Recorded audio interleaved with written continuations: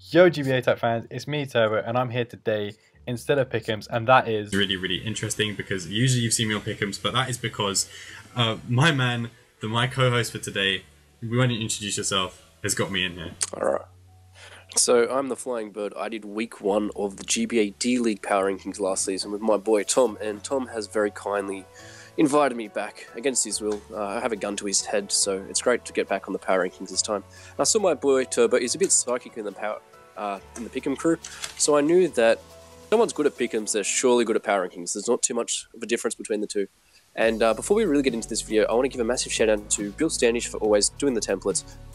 X-Guy, dude, behind the scenes, massive shout out to him. You guys probably don't realize that. Aaron2420 for giving me a massive hand again to try to fix the graphic mistakes of Bill so we don't have spelling errors like Saturday. And also to Tom Z for giving me this opportunity. And we've got a very good guest today with Turbo, and this is how we're going to look at it. We're going to do our 16-to-1. Verd's power rankings are the same as Turbo, so we got very lucky there. My boy Verd, he knows what he's doing. We weren't missing. I'll be hunting him down Dingo style. So I will be taking my spear and my dingo to find Abe for next week's power rankings. But let's first get into it. My number 16 being the Columbus Chew, and Turbo, did you have him in the same spot? I did indeed. I guess I'll talk about him because Columbus Chew is still looking for their first win this week. I thought their prep was rather poor against Lars's team. Not bringing a Cure and Black check against a Cure and Black team or having Excadrill as your only offensive check to Cure and Black is not the best, I believe, kind of prep against a team as strong as, with the Cure and Black as strong as Lars's. I don't think he's predicting enough in games. There's not enough high risk to high reward plays. I think he's just letting his opponent play all over him, and I don't think he's going to be happy with that whatsoever. I think he over prepped for Mega Manectric, which is not something that I would generally hear people say. Over prepping Mega Manectric is generally not that big a threat when you've got a Cure and Black or a Tapu Fini up against you, and then he gets swept by a Lurantis, so that sort of tops everything off. Not the one thing that is the biggest threat to his team, nor the Tapu Fini, which is another massive threat to his team, but in fact just the Lurantis. So that's why I've put Columbus Chew at the bottom of the rankings. What about you? I think it's hard to rank someone above 16th when they're still searching for their first win of the season, and that is Coach Z of the Columbus Chew. This is Coach Z's first season in the GBA, and I think he's finding it quite tough. There's been a lot of good competition throughout the season, and he went up against another very competent player this week, being Lars. I think the issue I see with Coach Z is that he doesn't pressure his opponents enough. He does have the menacing intro, and that does scare some of the GBA fans at home, but where is it in the games? As Turbo just mentioned, why are you overprepping for a Mega Manectric when you have an Excadrill? You have a very good Sandcore, and most Sandcores, surprisingly, lose to Cure and Black. He also did get a bit unlucky that Lars executed the perfect endgame, but I really think that for Coach Z to jump up in our rankings, he needs to jump up on the leaderboard with a win. So, in second last place, I have the Victorian Shadows being Necro Stevo. Necro is currently 0-6, another coach looking for their first win of the season. I do give him credit points. While many of his opposition are filthy hackers, he's the one breeding his Pokemon, putting the time in, breeding his Pokemon day in and day out, destiny knots, things like that. However, I do think that his prep has been quite lacking this season because I think it just is a time factor.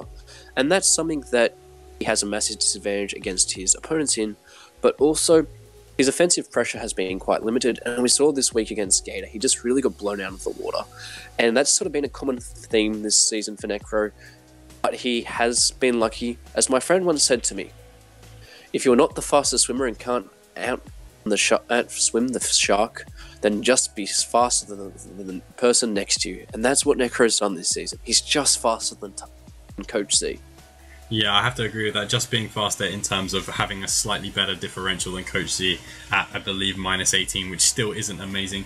The Victorian Shadows is an interesting one. I don't think he's played Megazam at all well the entirety of the season, considering the threat that it could be. It's going only, I believe, at this point 2-5, which is just not good enough for a Mega of Mega Alakazam's caliber. His Lankenrock Day is the one redeeming factor of his team. He usually does play that quite well. It is his kill leader at the moment, but his prep wasn't very good. Gator pretty much walked all over him, and there was no momentum on his half of the battle at all, and that's when you're in that sort of situation in a game. It's just not it's not looking good for you at all. So again, it's not much to say. He's 0-8, he's 0-6. He's not 0-8. If he was 0-8, that'd be even worse. But he's 0-6. So let's just jump straight into number 14. I have the Detroit Steel Wings and Crimson. Basically, what I thought of Crimson's game was I was actually rather impressed with Crimson in terms of the caliber of opponent he was playing, being Jolt. He did play slightly better than Crimson has played all season, which is good. He brought a good enough team with a reasonably surprising Scarf Jirachi, which managed to pick up a good kill in the late game. But I think still his prep didn't stand up to what Jolt's did, and I did say that in the pick'ems. Jolt would just beat him in prep, and that's exactly what happened in the game. He also played quite suspect turn 1, basically giving a 6-5 matchup from the offset, which is ridiculous when you're playing one of the top players in the league, because then you have a mon to have to catch up on, as well as just sacking him on the first turn, which really sucks. But I think Crimson showed some signs of what he could be, but didn't achieve anything. Who's your number 15, Beb? My number 14, I think, is the number that comes 15. Is actually the Montreal Habs, coached by Asta J. And me and my boy Leo, aka 6 Foot Hats, we're big Asta fans. We love Scolipede. We think it is one of the most offensive pressure Pokemon in a format where I can just sweep late game. And Asta's brought some really interesting sets this season with Scolipede. Throat Chop and Endeavour Scolipede will be probably one that we won't see too often again. But also, I think where Asta's really struggled is he has a mon like Mega Lopunny, which has a massive offensive pressure, but its defensive capabilities are quite frail. And my boy Turbo knows that if your Mega Lopunny doesn't run sub, it's just not worthwhile bringing in my eyes. He put up a good fight against Pokemon, and I think Pokemon this week saw the Asta J of the NPL. But I think a lot of his opponents this season have been scouting Magic YouTube's channel just to learn how to beat him. I think he's going to have to start bringing some more conventional sets to start winning matches, and start winning them quickly. The former GBA powerhouse of the D League, showing a bit of signs of aging. He's a bit of like a second season type thing. Definitely know Asta's going to come back to winning ways, but I just thought this week he hasn't shown much to me why he should be lifted. And as a Habsols fan at home, I'm just a bit disappointed in him, to be honest. Expected more. I mean, I have to agree with you. The Lopunny thing is a big thing. I was going to say, why don't you try Sub Lopunny? Asta, if you're listening, Sub Lopunny and some of the matchups you've already played could have been really interesting. It's just an instant momentum gainer if you catch a mon on the switch because of how good a Lopunny is at revenge killing. But it played much better than it has done all season, getting more kills than it has done all season in this game, I believe, with 4, which is a very good Lopunny play. Unfortunately, he did bring the Crest checks like I told him to in pick'ems, so he didn't just straight up lose to that, even though Crest went 0-0 this game.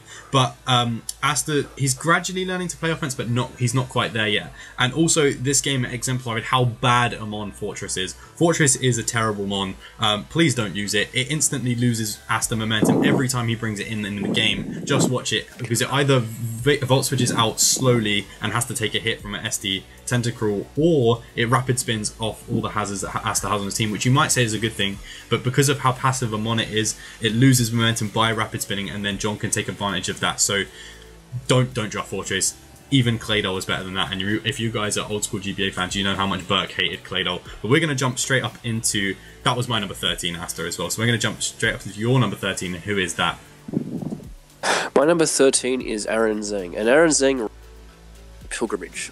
People know that Australia is the holy country draft format, and Aaron had the luxury of going to the mecca of draft format, being Sydney, and he was in there for a while, a bit of a pilgrim, lots of Dunkaroos and Tim Tams to make sure that he was going to be ready for the trek back home. But this week he came up against one of the biggest GBA top dogs this season, being Envy, and unfortunately for Aaron, he does not have an ice type check on his team yet. And also, his prep has been quite lackluster in the way that he keeps loving to bring water ice coverage on his Pokemon. Also, there seems to be that, for me, that Aaron needs to slow down when he makes his plays. A lot of times I just see Aaron go, oh, that's right. And Aaron's a very competent player. We know what he does. And this man was one of the most hyped adds to the seasons. He's educated a lot of people in BGC. Unfortunately, the fans are educating him in how to play Draft League, but I know Aaron has the potential there. The grass not play by the Slowbro on the Mega Swampert was definitely another underlying reason why Aaron just needs to take that extra moment, relax, and also just do a little bit more thought in prep, And you see it in Aaron's commentary as well. He knows he's making these mistakes, and I have full faith. You know, a trip to the holy city of Sydney will revive him, and those Dunkaroos surely will put him on the right track of victory. Yeah, I mean, I've got Aaron at number 12, and my number 12.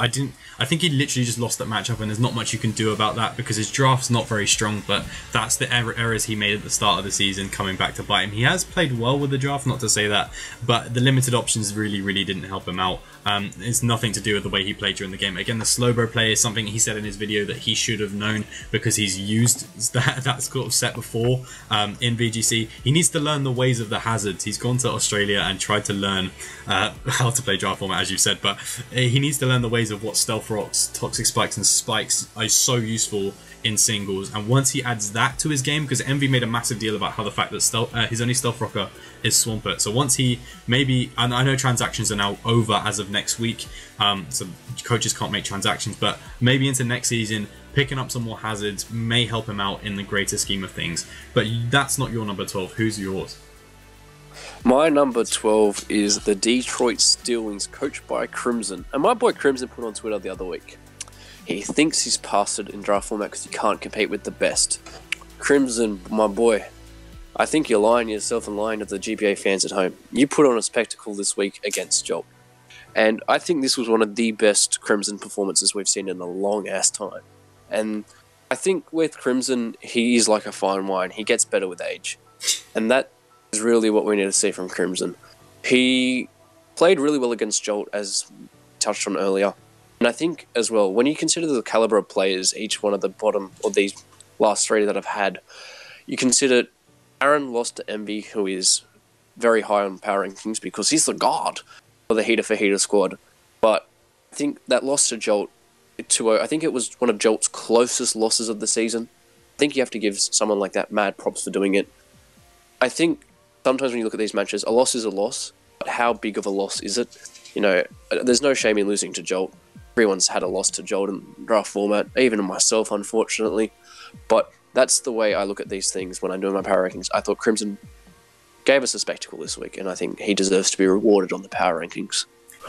Okay, so we've already talked about my number 12. So we'll just jump straight on to my number 11, which is the Milwaukee Bewares. Now, my number 12 was a VGC coach. My number 11 is a VGC coach. Milwaukee Bewares showing slightly more promise in the draft format than Aaron, but that's because he's had one season longer. He's really growing into the format now with this big 4-0 win against Tom. Now, I helped mock Tom for this game, and I did say in the Pick'ems video about how much of a threat Conk is to Tom's team, especially a set which will be able to muck punch after a boost. I said Flame Orb, he used Bulk Up. Same difference really, but that Muck Punch crit on the Swellow really took away all of Tom's offensive momentum in the game, which really hurt. Wolfie, this was a game for me that Wolfie played very high risk, high reward. So the turn 1 play of not getting up rocks instead of just HP icing the Lando was a high risk yet high reward play because it crippled Lando for the rest of the game because Tom has no way of getting that 50% back that Lando lost on turn 1. Again, bringing Hypnosis, a very high risk move, but a high reward move if it comes off, and it did come off twice during the game. So again, on Wolfie doing that just to get the momentum and the advantage over Tom to take him to this 4-0 victory. I thought personally in the matchup, full Trick Room was better. Wolfie decided to match Tom's speed with speed, which is a very risky strategy, but it came through in the end with the Tang growth. So shout out to Wolfie. I think it was a very good performance from him, but Tom can certainly bounce back from this one. Who is your number 11? My number 10 was Milky with Beware, so I was sticking on the trend of it. Wolfie played very well this game. I'm impartial when I do my power rankings, so I don't mock the fellow coaches. So I think the important thing to look at this game was he lucked the down at Tom. And I've been looking at the GBA power rankings comment section, and one of the things Verd doesn't acknowledge is when a win's a win and a loss is a loss. But Verd, so I count Wolfie's win as a win. Sorry, Tom, but Tom lost this week. So that's the thing all I care about. He brought a really cool Tango set. He's definitely a big fan of the Verd if he knows how to bring those cool Tango sets. Shoutouts to him. But also, the Conk punch really did matter, because what we noticed with Tom is when he loses, he goes on tilt. But I think the way in which he's been playing Wolfie is he's been playing very VGC. And I think, for me, until he gets out of that VGC mode, he won't be that top dog. I know he won the WBE, and I think he had to beat A-Drive to get there, so that's a very impressive achievement. So I think he will better as his time goes on. As you mentioned, it's only been his second season. He's probably one of the few GBA coaches that can proudly say they've won every league they've been in. But I definitely think he will count a few more of the beware texts as time goes on. Definitely making use of his full roster, which I love to see, and especially one of the OG Mega Kang answers, ending a Swallow's life. God, it felt bittersweet. And my number 11, controversially, is Pokeaim MD, coach of the Bronx Bear Ticks. Everybody in the comment section, get your angry messages ready, because I have Pokeaim way too low. And this is another one like Aster. You know, a lot of people are ex-Brontics fans. You know, when he was dominating the UCL, we're all a bit of a glory hunter, especially me. So I think with him, he's had a lot to be decided this season. He brought pretty much the same four Mons, you know, DD and Win, and that didn't work out. So he's now changed his prep up for the last 2 weeks. And it's been one of the few times in draft format where Gypsy goes down. And it was Yellow Magic, so we've learned his weakness now. It is Yellow Magic. You can't really fault a loss for that, can you? Well, yes, you can, because the GBA Power Rankings comments tell me a loss is a loss. So that's what I'm doing, kids. A loss is a loss. AIM did lose this week. I think it's fair that he lost? No. He's a great coach. That, you know, the parallelization sucked, but then again, when you're playing with those sort of hacksy things, as my friend Turbo says, high risk, high reward, as I always like to quote him, that's what came down to this week. He brought a very good team, a very solid team, but he did lose, unfortunately, so that's why he's my number 11.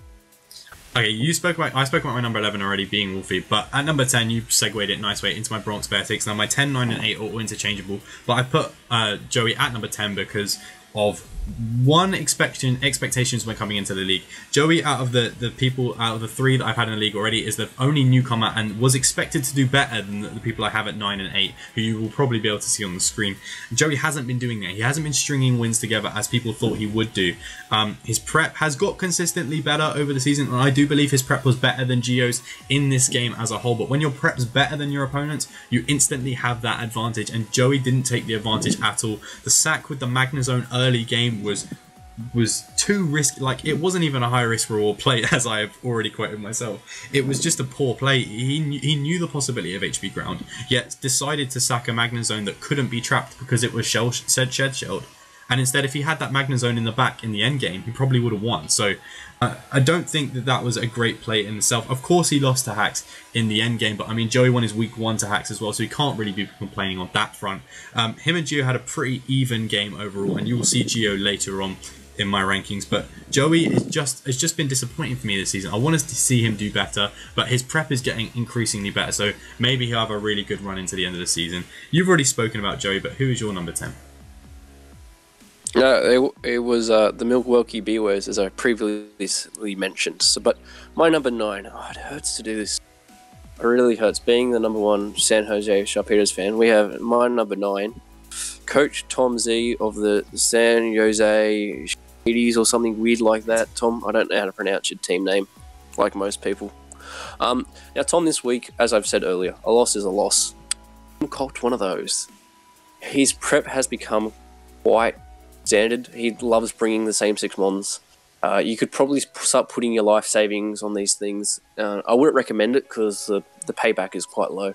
But Tom had a plan this week. Get haxed. And Tom, what have we said in pre-games before? Don't get haxed. And Tom is a known man of getting hacked. And that's what happened this week. He lost. I can't really fault him for that, though, because a loss is a loss, as I've said earlier. He will be my number 9 this week. There's not really too much else to say, but he has had an outstanding season. And I'm going to say we'll have the pendants out next week hoping for a win. Go the San Jose Petites or something weird like that. I think you've ranked Tom a bit too low, but I'll talk about Tom a little bit later. At my number 9, I've got the Florida Gators. Again, a team that the comments have been wanting to have high up for the entirety of the season. I think Gator is kind of comfortable near the midpoint of the power rankings, and the reason for that is he had a really standard win against Necros Devo here. As I said before, he kind of just walked all over him. He controlled the momentum the whole way through the game, and the double Dragon Claw, justice for Flygon, if Flygon is probably the most hated dragon out there, did win him in the game, in the end game. It was a very, very standard game. Gators sort of had an almost an up-down season, sort of like Joey, but not to the greatest extent. He sort of pulled out big wins and then kind of got dunked on when he's lost. So either or, I think Gator's been a bit more stable than Joey has, and that's why I've got him slightly above Joey. And there's not much else to say about Gator. He sort of just had a really controlling win over a team that people would have expected him to beat, especially in the pick'ems. I believe he got a clean sweep. So that's my number 9. Why don't you move on to your next PR? My number 8 was the San Francisco Giants, and we said it once, said it twice. Gio is the Ditto master. Ever since that game against A-Drive that made Swagger be banned, they were the good days of draft format Swagger. We really saw another great Ditto set this week. Shell Magna Zone, and thinking he will not have the right HP. Props to you, Gio. I know my boy Tom said you have to give props where it's due, so I'm giving you props, Gio. Very nicely well done. A nice Haxie win over PokeMMD, but it's a win nonetheless. He's had one of his best seasons as of date, and also we started to really see some really cool prep techs come out. As I said earlier, I think the HP Ground Ditto is one of his best techs since the Caliente, as CantoCast Blue most famously put it. So I think that's where it's in number 8. He's really my middle of the pack. I think the number 1 hottest draft league format player, a lot of potential. Both looks-wise and his battling ability. I think we will see him move up shortly, but for now, he is my number 8. Who's your number 8? I mean, I completely agree with you. You said Gio is about solid and for middle of the pack. I completely agree with that. Again, I said Gio, Gator, and Joey are all slightly interchangeable with the reasons that I've given for putting them there. But Gio I put here because he finally got his win against one of the members of the IDM crew after falling to Envy and Chimpact in extremely close games and playing really well in both of them. He played arguably worse than those two in this game, but still came out with the win and got third time lucky. I said it in pick'ems. Listen to me in pick'ems.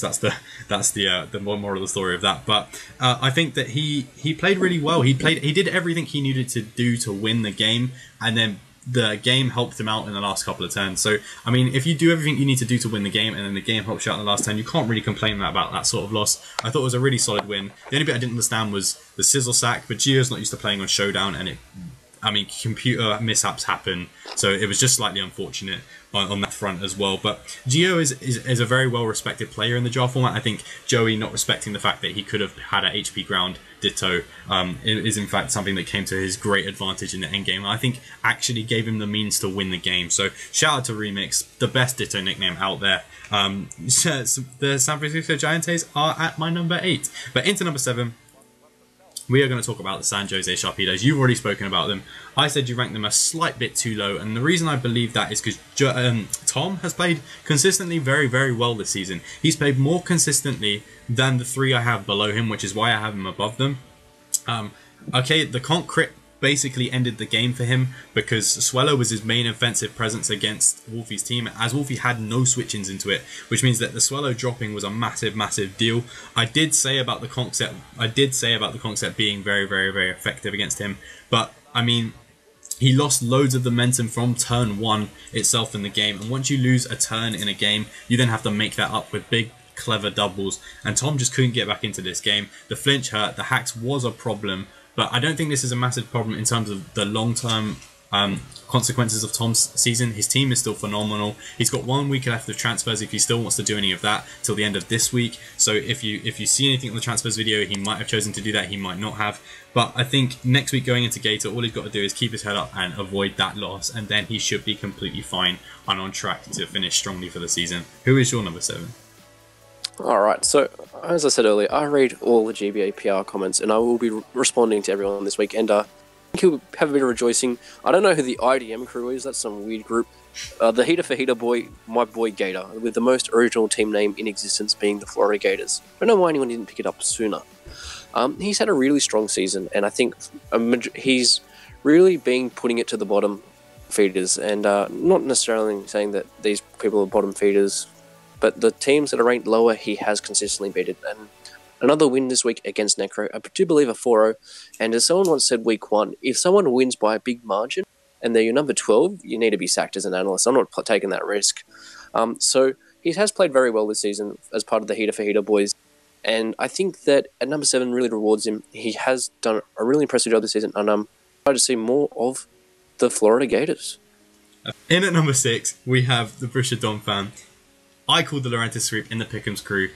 That made me look like a god. Thank you for that, Lars. But Laurentis was a massive threat to Coach Z's team that you might not have seen from iView, and I definitely don't think Coach Z did see it at Team Preview, which is really, really good play from the Borussia Dortmund fan. He kind of just controlled the game the entire way through. He had the superior prep, he had the superior team, which means that he could have easily won that at Team Preview, especially since the over prep for the Mega Manetric was very, very strong on Coach Z's part. That the game was very, very fairly straightforward. I mean, and the consequence I want to take from this is Lars is having a very, very good season, and it's slightly more confident than the GBA Lars we've seen in the last 2 seasons, and he's got a better team in my opinion as well. So my question for Lars is, can he move up the power rankings from 6 to anything higher, and how is his playoff campaign going to work? Because if he strings some wins together, he's definitely got the teams to go very high in this competition. So I wonder how he's going to do from that. It was a win he was pretty much expected to get, especially with his team. Coach Z made it easy for him with the prep. There's not much else I can say. Who's your number 6? My number 6 is the boy Chimpact, coach of the Philadelphia Sizzles. Disappointing week if you are the Sizzle fan base. I think it was a bit of a choke at the end. Yellow weakness is the heater for heater weakness, as I think we've learned. But the real issue I have with Chimp being so low this week is I thought that the people above him just played better. The people above him just played better this week, and I think that's where you need to look at it from a power rankings perspective. Who played the best this week? He got caught off guard by an envy set, a heater for heater special being the SD Keldeo. Sacked the Bulu quite prematurely. Don't think that was the play. Kebia Berry should have saw it coming. I think that my biggest concern with Chimp this week was, why do I see a bind Nilla Higlu? That was the big concern, just to begin with. I had to double click on the video to make sure it was the right video I was watching. But I just think that Chimp has a lot to still be desired this season, and last week shows it really. He might be 5-1, but I think in the context of the week, the people above him just had a much better week, and I think it's hard not to justify their positioning over Chimp. Or, I know you're a little bit triggered over there, Turbo, so just refute me now. Come on. I know you want to. I mean, I think it's criminally underrated. Criminally underrated at number 6, but we'll talk about that later. We will talk about that later, because I can talk about my number 5 now, and it's a team I've just said criminally underrated. Now, this one I have to hold my hands up and apologise for. I may have said in last week's Pick'ems video, but the week before's Pick'em video, that John Pokemon was kind of just the average sort of middle ground player of the GBA. Well, he's currently proving me wrong. He's having a really, really good season this season. His team isn't the strongest, and it's not the weakest either, and I think he's playing to the strengths of that. He controlled the momentum versus Asta in a matchup that was almost 50-50, but sort of slanted towards Asta's side purely because of the Megalop. He managed to deal with Megalop very, very well. He punished the Fortress every time it came in, as I said before. And yeah, my main thing is my apologies to John because of my less enthusiastic analysis of him, because he's actually proving me wrong and some of the other analysts wrong who perhaps doubted him early season as well. So shout out to John for that. Let's hope his season keeps going on, because he's been in here a long time. He's a veteran of the league format, and hopefully he can do well this season. Same as Lars, really. Who is your number 5? My number 5 is Monotui, coach of the second best Tampa Bay team in existence after the Tampa Bay Frogadiers, the Tampa Bay Lux Race. He beat Chimp, and my boy Tom, I just want to read out a comment from my boy Tom about how to do power rankings. I beat John earlier this season, and John beat a winless team. I crushed Mono in a sweep, but I'm below John twice now because John's had a more impressive win.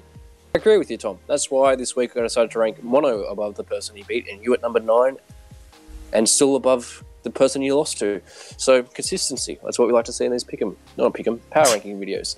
So, I thought Mono played really well this game. He brought a very interesting set, very Mono-like, especially the Keldeo. The Keldeo, the heater for heater special, caught Chimp off guard, and then he nearly got caught off guard by a monstrosity of a set that I don't even think Turbo could justify, that Slurpuff. But I think Mono has proven himself, especially in games like against Necrostevo, where he looked like he was down and out. He knows what he's doing and how to get a win, and this week he proved it. Just hope that the paralysis chance is enough in your favour that you win. And guess what Mono did this week? That's what he exactly did. Him and Gio must have sat next to each other, drinking a coldie after a win, thinking, we did the right thing, using the weakness of the heater for heater boy, the Thunder Wave of the T-Wave cult.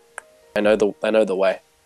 In at number 4, I've got the Tampa Bay Luxrays, which is one above what you have them at number 5. Now, Envy's Electric Terrain must be sipping into the heater for heaters because the paralysis have been strong in all of the games so far. Again, another game which the paralysis has been strong, but as I said before, in the Geo game, the Tampa Bay Luxrays just did what they needed to do to win. And if you do what you need to do to win and set the game up so the game gives you a good chance at winning, if the game gives you that win, you've done everything you need to do to win that game. Now, it was a giant killing performance. It was Chimp's first loss of the season to Mono. Mono's probably the best person to have handed him that loss because Mono, again, was Chimp's biggest rival in terms of standings in the middle of the season last season. I believe both of those teams were undefeated last season. So that's another rematch for them. It was a convincing win, kind of, in terms of the middle game was Mono all over. Chimp held the end game, but then we'll talk about Chimp a little bit later on because I have him very much higher than Bird because I don't know what Bird was smoking when he wrote these power rankings. But Physical Keldo, again, you said the Envy set coming through. It was a genius bring, in my opinion, from Mono because if you look at Chimp's team, Physical Keldo literally just ran through it, and even with the checks that he brought to it, being the Kibia Berry Tapu Bulu, it just wasn't taking the Physical Keldeo hits, even though Keldeo isn't the strongest on the physical side. I love the fact that Mono decided to bring half his team to check Nihilego. That's interesting, but it clearly worked, so shout out to Mono for that. It was a very, very strong performance, and that's why I've got him at number 4. Who have you got at number 4? It's because you can't beat Binary Higlu. That's why you need half your team designed to beat it. My number... Ooh, spicy times. My number 4 is Lars. Lars this week made a few happy friends. Very happy friends. A Lurantis sweep, the grass god himself, Carney Hobo, is ecstatic. Maddie Brolick, the cross-dressing Lurantis, is even happier. And all I can say is, Lurantis, why is it slept on? I think when your opponent over preps for a mon that logically loses to mons in sand, like a Mega Manetric, you really should just take pride in that. I think that Lars has been a very strong competitor this season. And I think it's because when you consider people like Togue have been subscribed to him for a long time, that there must be a lot of promise to this player. He's played exceptionally well this season. I think the really only downside to Lars is he's actually sitting in the overall leaderboards. But I think when you consider this week's performance, he played very well. And I think Uzi made the comment in the weekly recap video that he used Synthesis Lurantis very well. And was very conservative, and the way in which he knew he had a plan, but just look out for mechanics next time, because that may be your undoing. But that's all I really have to say about Lars this week. That's completely fair enough. Let's jump up to my top 3 now. Into the top 3, 3 places above where you have them. I am triggered because I've got the Philadelphia Sizzles now. Philadelphia Sizzles do not deserve to be as low as number 6, and the reason I'm going to say that is because obviously it's his first loss of the season. When you're unbeaten up to this point in the season, that's a very, very difficult feat to achieve. So taking your first loss in week 6 is nothing to be ashamed of.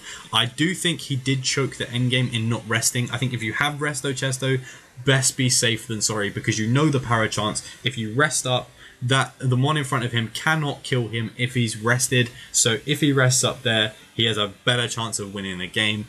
I don't understand why it didn't happen.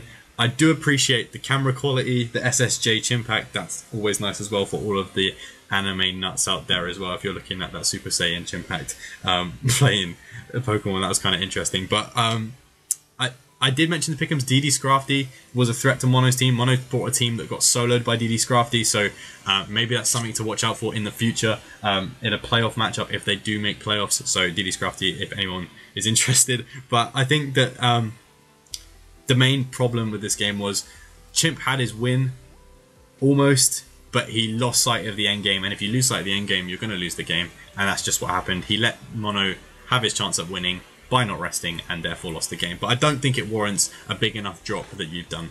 Who is your number 3? Oh, my number 3 is that you have failed to rank high enough, being John of the New Orleans Clippers. And firstly, I want to say this is not Photoshop. He's my number 3. I think the reason why this week is he just put in an amazing performance. Flame Orb Jolteon is a mon that never really comes, but John loves it to bits. Also, that illusion on Zoroark didn't work for Asta. I think that shows the signs of a truly broken player. John's had probably one of his best seasons to date since he won in Season 2, I think it was. He's had a really strong season, and I think the only way for him is up. He's really... And as many United fans love to do, an informed Rashford is better than a Messi. think that's where I've ranked Pokemon this week. He's an in-form Rashford, number 3 in my eyes. He's performed really well. I think the way he used Jolteon this week was really nice, especially to counter Mega Lopunny. And also, I think the Piloswine got another nice kill. And I think that's what you really need to look for a player. How well they're playing in form. Unfortunately, Chimp, he threw a game away, or threw away a perfectly win in my eyes. And I think you can't be top 3 if you're going to throw a win away. I mean, that's imagine an that was interesting finals. insurgent. If that was finals, Yeah, that'd be interesting. But that's an interesting insurgent from you. I'm going to talk about my number 2 now, because I do actually agree with the John Rays being underrated. I just saw that the players I put above him played better. But you do think you raise an interesting point there. But I'm going to talk about number 2, sort of the fan god of the GBA. That is MV. He basically won at matchup, and that's literally no disrespect to Aaron, because it's to do with draft. Just when someone's draft beats you at matchup, there's nothing you can do about it, because prep is almost about 60% of the game. So all MV had to do was prep properly and he will win this game. That's just the way it goes. There's no disrespect to Aaron's play at all, because he actually played very, very well considering the matchup. It's just MV had the advantage in prep. He had that extra 60% chance of winning purely because his prep was much better.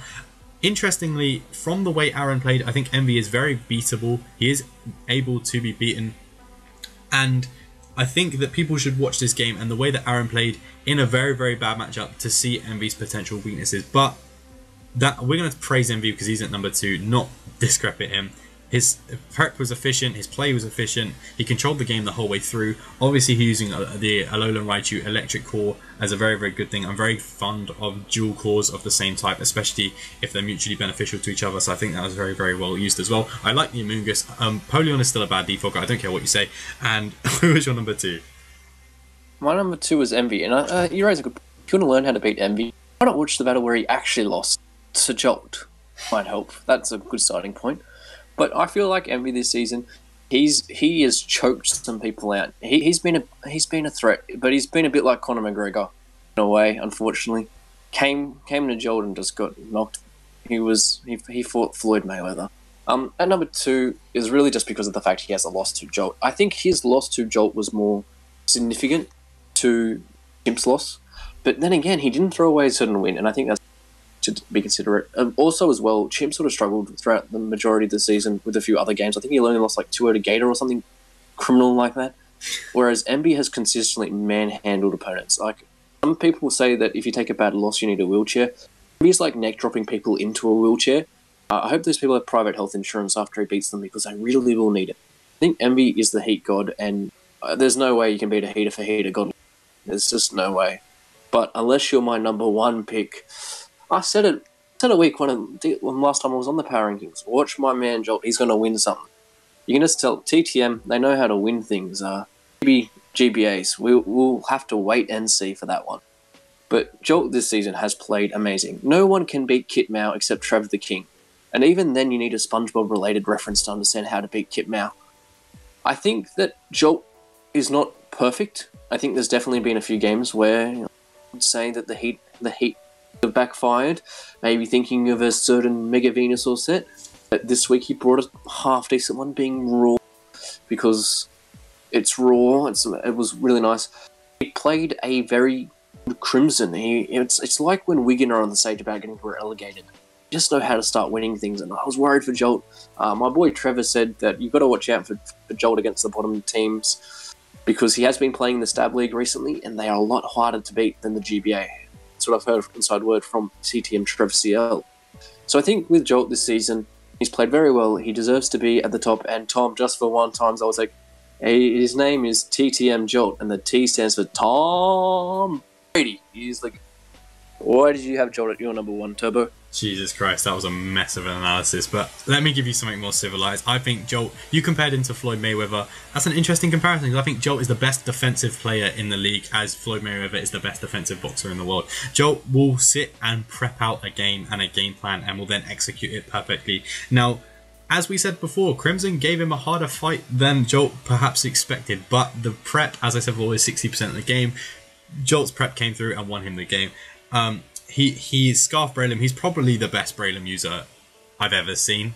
And that's to put it out there. I think Braylon will finish top of kill leaders. That's a bold prediction considering I didn't make one, but there's one in the video, because he's just playing it insanely. I don't think people knew the threat of Braylon. It's been sat in tier 2 for the longest time. No one picking it up from season to season, and Jolt's come and picked it up week 2 in a transfer, and it's absolutely been killing it for him this season. Again with the dual craft score coming in nice there. He did get surprised by his own mascot with the Jirachi as well being scarfed and catching a kill. I loved the Persian set as well. That's an awesome set because Technician Persian is a set that you can't underestimate. I like running normal Technician Persian, but I mean Alolan Persian is completely fine to run that set too, because more people are going to think it's just the fur coat set, so that's cool.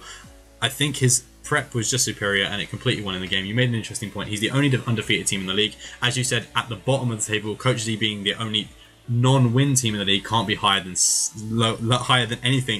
anyone else because they haven't won a game. Jolt's the only undefeated team, therefore no one should be above him because he's the only team that hasn't taken an L this season.